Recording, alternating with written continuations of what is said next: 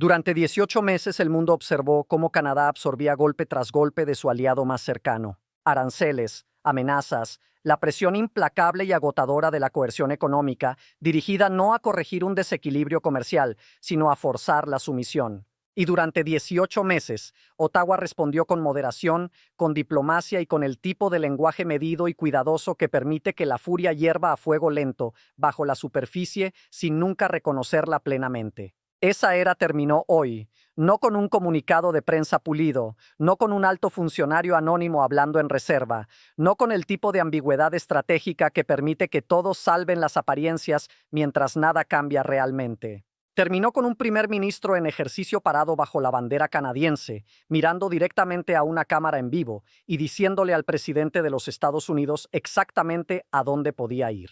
Las palabras están ahora grabadas en la historia diplomática.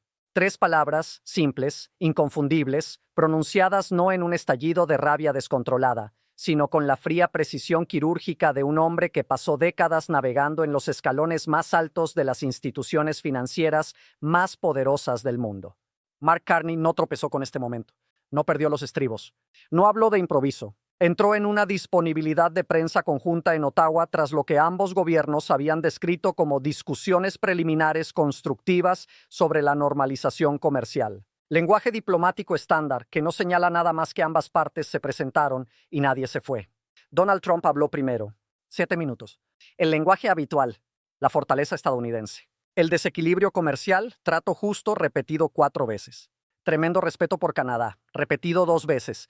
Sin concesiones, sin nuevas propuestas, nada que generara titulares. Luego Carney se acercó a su propio podio. Ajustó el micrófono. Colocó una sola hoja de papel en el atril. Un accesorio, nada más, porque nunca la miró ni una sola vez.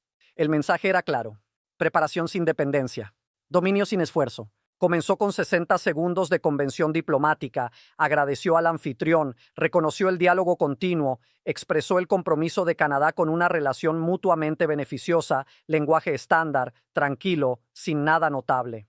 Y entonces, sin levantar la voz, sin cambiar su postura, sin ninguna señal visible de que estaba a punto de desencadenar una explosión diplomática, giró. El giro fue perfecto y esa perfección fue el arma, porque para cuando alguien en esa sala entendió lo que estaba sucediendo, la trampa ya había cerrado de golpe. Carney comenzó señalando que Canadá había soportado lo que él llamó 18 meses de coerción económica sostenida de su aliado más cercano. No aranceles, no disputas comerciales, coerción económica, una frase que en el derecho internacional tiene un significado muy específico y un conjunto muy específico de implicaciones. Señaló que durante esos 18 meses Canadá había respondido con moderación, con proporcionalidad y con lo que llamó un esfuerzo genuino y repetido de encontrar una resolución a través del diálogo. Luego enumeró los números, la cantidad de comunicaciones diplomáticas formales que Canadá había enviado, la cantidad de marcos de negociación propuestos, la cantidad de veces que funcionarios canadienses habían viajado a Washington para participar en discusiones de buena fe, y luego dijo lo que esas discusiones habían producido. Sin avance, sin respuesta significativa, nada. La lista fue devastadora no por ningún elemento individual, sino por su peso acumulativo. Carney estaba construyendo un expediente en tiempo real ante la Cámara para la audiencia global y para la historia. Estaba construyendo el caso de que Canadá había agotado cada vía razonable de compromiso y que el fracaso del diálogo no era mutuo, sino unilateral. Luego hizo una pausa, 2 segundos, tal vez 3, suficiente para que la sala registrara el cambio de ritmo. Suficiente para que las cámaras hicieran zoom. Suficiente para que los corresponsales en la primera fila dejaran de garabatear y comenzaran a mirar fijamente. Y dijo esto: Canadá ha extendido todas las cortesías.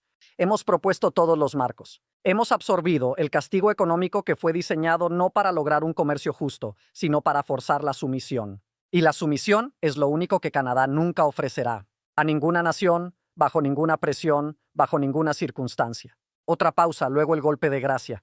Así que permítame ser claro y permítame decir esto directamente. Para que no haya lugar para la mala interpretación, no haya lugar para el suavizamiento diplomático y no haya lugar para el tipo de ambigüedad estratégica que ha permitido que esta confrontación continúe sin resolución. Si la expectativa es que Canadá se inclinará ante la coerción económica y aceptará términos que comprometan nuestra soberanía, nuestros valores y el bienestar de nuestros ciudadanos, entonces la respuesta, con todo el respeto que se le debe al cargo de la presidencia, pero ninguna de la diferencia que se le está exigiendo a nuestra nación, es váyase al infierno. La sala no se movió durante aproximadamente 4 segundos. Sin sonidos, sin disparos de cámaras, sin reacciones susurradas, sin crujido de papeles. El silencio no era el silencio del shock, era un silencio de reconocimiento. Cada persona en esa sala entendió que acababa de presenciar algo que no podía deshacerse, no podía reformularse, no podía minimizarse. Un jefe de gobierno acababa de decirle al presidente de los Estados Unidos que se fuera al infierno ante las cámaras, parado a 1,5 metros de él, con las banderas de ambas naciones visibles en el encuadre. Los corresponsales reaccionaron primero. El sonido de teclas explotó por la sala como una ola. 3 reporteros en la primera fila ya estaban enviando alertas antes de que Carney terminara su siguiente oración. La noticia se estaba moviendo antes de que el evento hubiera terminado siquiera. Y luego vino la reacción de Trump, inmediata, visible y equivocada de una manera que Carney casi con certeza había anticipado y puede haber estado tratando específicamente de provocar. La mandíbula de Trump se tensó. Su postura cambió. Se volvió para mirar a Carney con una expresión que los analistas del lenguaje corporal clasificarían después unánimemente como furia controlada. No la indignación representada de un mitin político, no la ira teatral de una confrontación en una conferencia de prensa, sino ira real. El tipo que surge cuando una persona es tomada desprevenida por algo que no puede contrarrestar de inmediato y su cuerpo responde antes de que su estrategia lo haga. Se inclinó hacia su propio micrófono. Su personal se movió visiblemente en el fondo del plano general de la cámara. 2 asistentes se adelantaron, uno tomó un teléfono. El lenguaje corporal del séquito comunicó alarma antes de que Trump dijera una sola palabra. Cuando habló, su voz estaba tensa. Sus palabras eran secas. Llamó los comentarios de Carney vergonzosos. Los llamó un insulto al pueblo estadounidense. Dijo que Canadá enfrentaría consecuencias y que ningún país podía hablarle a los Estados Unidos de esa manera sin repercusiones. Y luego añadió una frase que su equipo de comunicaciones pasaría las siguientes 48 horas tratando desesperadamente de reformular. Dijo que Carney era un banquero fracasado haciendo de primer ministro y que Canadá aprendería lo que sucede cuando se falta al respeto a los Estados Unidos. Esa frase fue personal, fue reactiva y fue exactamente el tipo de declaración que suena poderosa en el momento y desastrosa en la transcripción, porque la transcripción es lo que perdura. El tono de voz se desvanece, el ángulo de la cámara se olvida y la transcripción vive para siempre. Y la transcripción mostraba a un presidente de los Estados Unidos respondiendo a un rechazo fundamentado de la coerción económica con un insulto personal dirigido a un jefe de Estado extranjero. En la gramática de la diplomacia internacional, la declaración de Carney fue desafío. La respuesta de Trump fue escalada. Y el líder que escala de la política a lo personal es el líder que pierde la sala. Trump perdió la sala.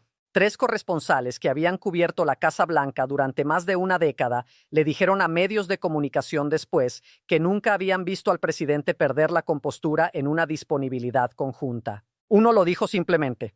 Parecía alguien que había recibido un golpe y no tenía un plan para lo que vendría después. Dentro de las 6 horas siguientes a la declaración de Carney, la Oficina de Comunicaciones de la Casa Blanca había redactado y rechazado 4 estrategias de respuesta separadas. Dentro de las 12 horas, 2 asesores senior habían dado declaraciones contradictorias a diferentes medios de comunicación. Uno llamando a los comentarios de Carney una provocación desesperada, el otro llamándolos irrelevantes. La contradicción fue reportada antes de que alguno de los asesores se diera cuenta de lo que el otro había dicho. Dentro de las 24 horas, el presidente respondió públicamente y la respuesta fue peor que el silencio. Los mercados internacionales registraron el cambio antes de que los analistas políticos terminaran de escribir sus columnas. El Dow cayó 345 puntos en los primeros 90 minutos de operaciones después de la respuesta de Trump. No por ningún cambio de política, no por ningún nuevo arancel o sanción, sino porque el tono había cambiado, porque la confrontación había cruzado una línea que los mercados entienden instintivamente, incluso cuando los políticos no lo hacen, la línea entre la estrategia calculada y la rabia personal. 3 de los mayores bancos internacionales con exposición transfronteriza a ambas economías emitieron avisos internos de riesgo dentro de las 48 horas. 2 corporaciones multinacionales con operaciones importantes en ambos países anunciaron que estaban pausando sus planes de expansión hasta que la situación diplomática se estabilizara. Un fondo de inversión europeo que había estado aumentando su exposición a bienes raíces estadounidenses cambió silenciosamente de rumbo y comenzó a reducir posiciones en propiedades asociadas con la marca Trump. La respuesta diplomática se movió más rápido que en cualquier punto anterior de la confrontación. El jefe de política exterior de la Unión Europea publicó una declaración dentro de las 12 horas, expresando preocupación por el tono de los intercambios bilaterales entre naciones aliadas, pero notablemente no criticó a Carney específicamente. La omisión era el mensaje: lo que no condenas, lo apruebas tácitamente. La respuesta del Reino Unido siguió el mismo patrón. Una declaración cuidadosamente redactada sobre la importancia del decoro diplomático que de alguna manera logró evitar sugerir que Carney lo había violado. 3 periódicos británicos publicaron el mismo ángulo editorial, que Carney había dicho lo que la mitad de los líderes del mundo estaban pensando. El Ministerio de Relaciones Exteriores de Japón declinó hacer comentarios por completo. El primer ministro de Australia dijo que no caracterizaría los comentarios de otro líder, pero reconoció que las frustraciones que Canadá había expresado eran compartidas por varias naciones involucradas en discusiones comerciales con los Estados Unidos. Esa formulación era lo más cerca que un primer ministro en ejercicio podía llegar a decir que estaba de acuerdo sin realmente decir las palabras. La respuesta de Alemania fue la más estructuralmente significativa. El canciller alemán publicó una declaración que no abordó el intercambio directamente, pero reafirmó el compromiso de Alemania con las normas comerciales multilaterales y el principio de que los instrumentos económicos no deben usarse como herramientas de coerción política entre naciones aliadas. La declaración usó la frase coerción política, la misma categoría de lenguaje que Carney había usado. La alineación no fue accidental. Señalaba que la economía más grande de la Unión Europea había adoptado el marco de Carney, no el de Trump. Y luego las consecuencias llegaron directamente a la marca Trump.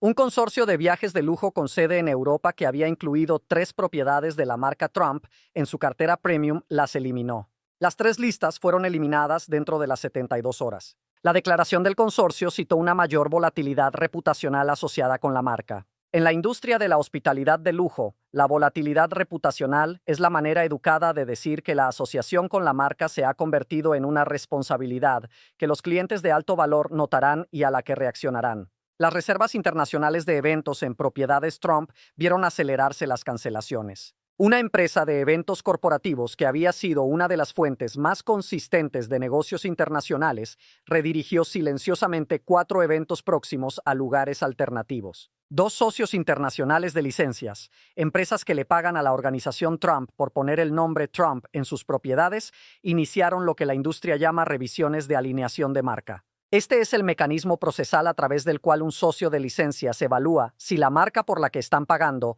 sigue entregando el prestigio, la exclusividad y la asociación aspiracional que justifican la tarifa de licencia. Iniciar una revisión no es terminación, pero es el paso que precede a la terminación, y su inicio le señala al mercado más amplio que la relación está bajo tensión.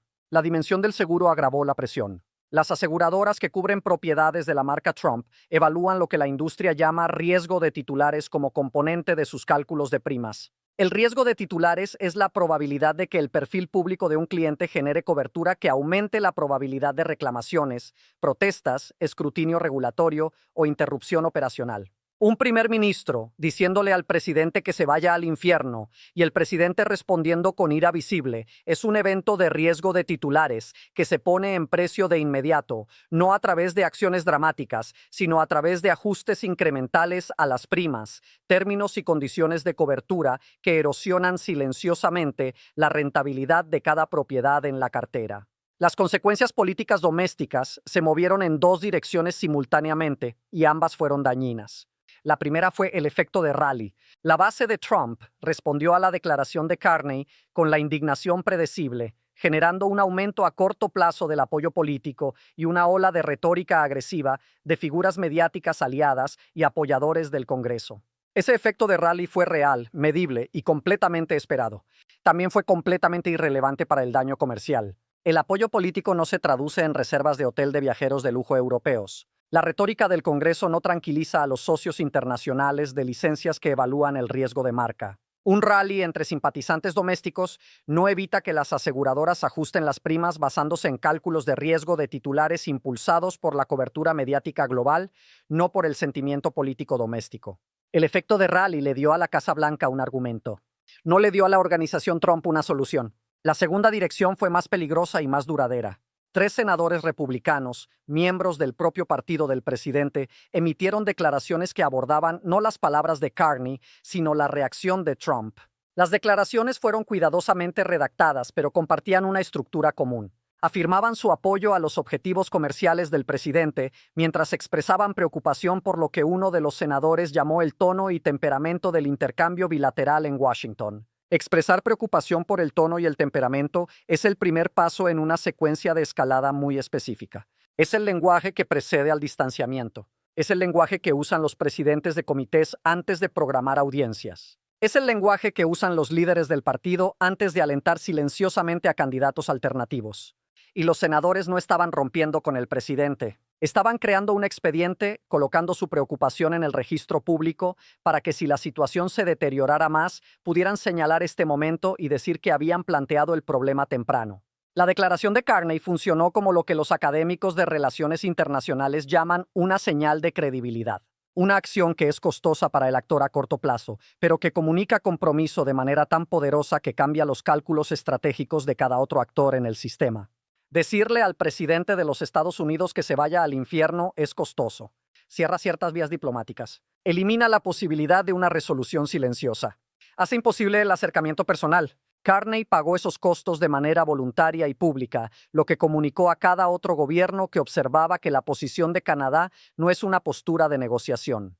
Es un compromiso. Cuando los mercados y los gobiernos evaluaron la probabilidad de una resolución negociada antes de la declaración de Carney, la estimación de consenso era que eventualmente se llegaría a alguna forma de acomodación porque era en el interés económico de ambas naciones. Después de la declaración, esa estimación cambió, no porque la economía cambiara, sino porque la dinámica personal cambió. Dos líderes no pueden llegar a una acomodación cuando uno le ha dicho al otro que se vaya al infierno y el otro ha respondido con furia pública. La negociación ya no es entre dos gobiernos, es entre dos hombres, y dos hombres que operan desde posiciones de animosidad personal no hacen cálculos económicos racionales, hacen cálculos emocionales. El mercado puso precio a ese cambio de inmediato. Los contratos de futuros vinculados a los flujos comerciales entre EEUU y Canadá se ajustaron en cuestión de horas. Las empresas con cadenas de suministro transfronterizas comenzaron a activar planes de contingencia que habían mantenido en estado inactivo durante meses. Los planes de contingencia en sí mismos no eran nuevos. Lo nuevo era la evaluación de que serían necesarios. Entonces aquí es donde está esto. Mark Carney le dijo al presidente de los Estados Unidos que se fuera al infierno en un escenario global, ante las cámaras, con 14 naciones mirando. La declaración no fue impulsiva. Fue la conclusión de un marco de 60 segundos diseñado para hacer que las palabras funcionaran no como un insulto, sino como un instrumento estratégico. Trump respondió con una ira visible que confirmó que la provocación había aterrizado. La Casa Blanca pasó 96 horas alternando estrategias de respuesta, cada una generando más cobertura que la anterior.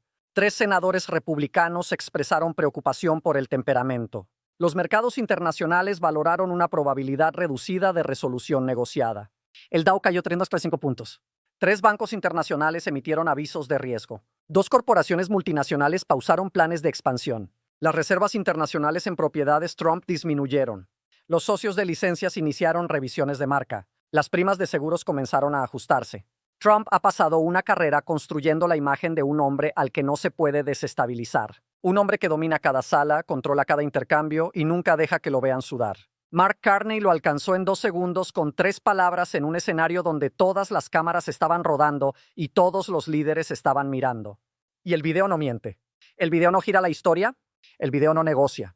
Solo se reproduce una y otra vez. Y cada vez que se reproduce, la promesa de marca se agrieta un poco más. El mercado recalcula un poco más y la distancia entre la imagen de invencibilidad y la realidad de la vulnerabilidad se hace un poco más difícil de negar. Carney dijo váyase al infierno. Trump lo escuchó. El mundo lo vio escucharlo. Y el mercado todavía está calculando lo que eso cuesta. Durante 18 meses Canadá aguantó los golpes. Jugó según las reglas antiguas. Las que dicen que te quedas callado, te mantienes educado y esperas a que pase la tormenta. Pero la tormenta no pasó. Se intensificó. La lógica del matón es que el silencio es permiso y la moderación es debilidad. Mark Carney cambió la ecuación. No solo rompió el protocolo diplomático, destrozó la ilusión de que la presión económica equivale a apalancamiento político. Cuando le dices al hombre más poderoso del mundo que se vaya al infierno, no solo estás haciendo una declaración, estás poniendo fin a un paradigma. Las consecuencias no están solo en los titulares o en los indicadores bursátiles. Están en el cambio fundamental de cómo las potencias medianas ven su relación con la superpotencia que ha abandonado las normas tradicionales. Este no fue solo un momento canadiense, fue una señal global. Cada nación que actualmente está bajo la presión de amenazas comerciales vio esa conferencia de prensa y vio un camino diferente hacia adelante. Vieron que el costo del desafío podría ser alto, pero el costo de la sumisión es permanente. Las ondas de esas tres palabras se están moviendo a través de cada capital del mundo y cada sala de juntas del planeta. Ya no estamos hablando de déficits comerciales o aranceles sobre el acero. Estamos hablando de la dignidad básica de los estados soberanos. Los datos muestran el impacto inmediato, pero los cambios estructurales a largo plazo en el sistema de alianzas recién están comenzando a manifestarse. El mundo no solo vio a un primer ministro perder la calma, vieron a un líder recuperar la voz de su país, y una vez que esa voz se encuentra, no puede ser silenciada fácilmente de nuevo. La evaluación final de este evento no será escrita por analistas políticos o historiadores en los años venideros. Se está escribiendo ahora mismo en la reacción de la economía global. Cuando la estabilidad es reemplazada por la volatilidad, el mercado exige una prima. Cuando la diplomacia es reemplazada por venganzas personales, el perfil de riesgo de toda una nación cambia. Las tres palabras de Carney hicieron más que simplemente volverse virales. Forzaron una reevaluación de la influencia estadounidense en el siglo XXI. Si un vecino y aliado más cercano se siente obligado a usar ese lenguaje, la confianza fundamental del orden de posguerra no solo ha sido tensada, ha sido cortada. Las imágenes de ese día, la actitud serena de Carney frente a la agitación visible de Trump, se convertirán en la metáfora visual definitoria de esta era de las relaciones internacionales. Sirven como recordatorio de que el poder no se trata solo del tamaño de una economía o la fuerza de un ejército. Se trata de la capacidad de mantener la compostura bajo presión. A medida que el polvo se asienta sobre esta confrontación específica, el mapa de las alianzas globales se está redibujando. Los países están buscando socios que ofrezcan previsibilidad, no solo proximidad. Están buscando líderes que prioricen la estabilidad sobre el ego. La apuesta de Mark Carney fue que el mundo estaba listo para que alguien dijera lo que era obvio. La reacción del mercado sugiere que tenía razón. El costo es alto. El camino a seguir es incierto. Y la relación entre estos dos gigantes norteamericanos puede que nunca sea la misma. Pero por un momento en Ottawa, la presión se invirtió. Y el mundo vio exactamente lo que sucede cuando los engranajes que muelen la coerción económica finalmente chocan con un muro de rechazo absoluto. Váyase al infierno no fue solo una respuesta, fue un límite. Y ahora el resto del mundo tiene que decidir dónde se para en relación a esa línea.